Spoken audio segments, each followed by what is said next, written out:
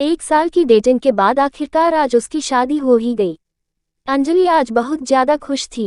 उसकी नई जिंदगी की शुरुआत थी आज। शादी की सारी रस्में खत्म हो गई थी और अंत में एक वेडिंग पार्टी ऑर्गेनाइज की गई थी। शादी के कीमती से कीमती तोहफे उन्हें मिले थे, लेकिन माँ ने कुछ अलग ही तोहफा अंजलि को दिया था। माँ ने अंजलि को एक नई बैंक की पासबुक दी और कहा, बेटा यह सेविंग अकाउंट मैंने तुम्हारे नाम पर खोला है और इसमें 1 लाख जमा कर दिए हैं। माँ ने आगे कहा, मेरी प्यारी बेटी, इस पासबुक को लो और इसे अपनी शादी की उन खूबसूरत यादों की तरह रखो जो तुम्हें जिंदगी भर याद रहेगी। जब जब कुछ अच्छा और यादगार तुम्हारी जिंदगी में घटे तो इसमें कुछ रकम जमा कर दिया करना, और यह रकम किस कारण से जमा कर रही हो वह जरूर मेंशन करना। जितनी ज्यादा खुशी का दिन होगा उतने ज्यादा पैसे तुम इसमें जमा कर सकती हो।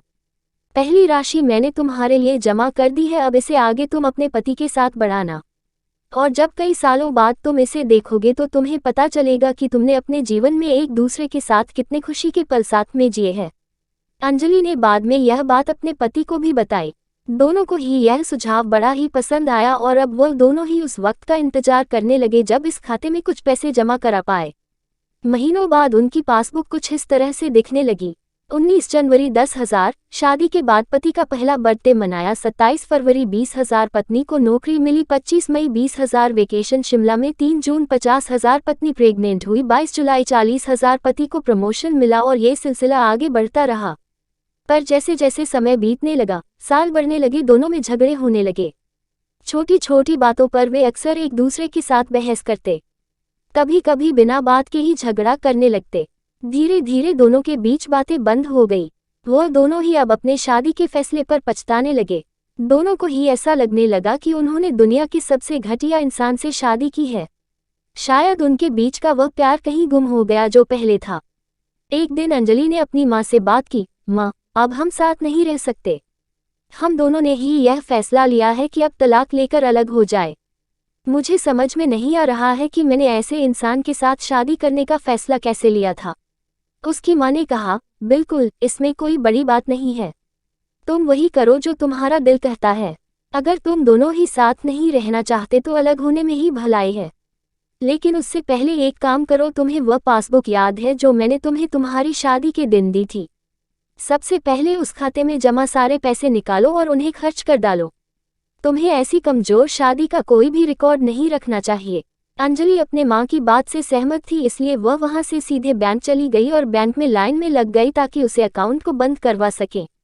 जब वह लाइन में खड़े होकर इंतजार कर रही थी तब उसने एक नज़र उस पासबुक के अंदर लिखे रिकॉर्ड्स पर डाली। उसने पढ़ा और पति गई। वह सारी खुशियाँ, आनंद के पल जो उसने अपने पति साथ जिए थे, सब उसकी आंखों के सामने आ गए और उसकी आंखों में आंसू आ गए। वह तुरंत वहां से निकल अपने घर पहुंची। अंजलि ने घर पहुंचकर सबसे पहले वह पासबुक अपने पति के हाथों में रखी और बोली कि तलाक लेने से पहले इस खाते में जमा सारे पैसे खर्च कर दो और इस खाते को बंद कर दो। अगले दिन पति बैंक गया और खाता बंद कराने के लिए लाइन में लगा। जब वह लाइन में अपना नंबर आने का इंतजार कर रहा था, उसने एक नज़र उस पासबुक पर डाली। उसने पासबुक के अंदर लिखे रिकॉर्ड्स को पढ़ा और पढ़ते ही गया। भूतकाल में अपनी पत्नी के संग जिए वह खुशियों के पल, वह सुंदर यादें, वह प्यार के पल उसकी नज़रों के सामने किसी मूवी की तरह चलने लगे। थोड़ी देर बाद वह भी बैंक से निकला और सीधे घर पहुंचा। घर पहुंचकर पासबुक उसने अंजलि के हाथ में रख दी। अंजलि ने जब उस पासबुक को खोलकर देखा, उसमें एक नई एंट्री 10 लाख की थी और उसके कारण के रूप में लिखा था, यह वह दिन है जब मुझे यह एहसास हुआ कि मैं तुमसे कितना प्यार करता हूं और यह भी कि तुमने मेरी जिंदगी में कितनी खुशियां लाई है।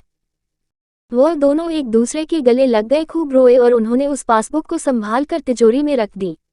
दोस्तों, जिंदगी में गिरना कोई बड़ी बात नहीं है। जब आप किसी भी कारण से गिरते हो तो आपको हमेशा कहाँ गिरे हो उससे ज्यादा गिरने से पहले आप कहाँ थे वह याद रखना चाहिए। गलतियों को सुधार कर आगे बढ़ने का नाम ही तो जिंदगी है।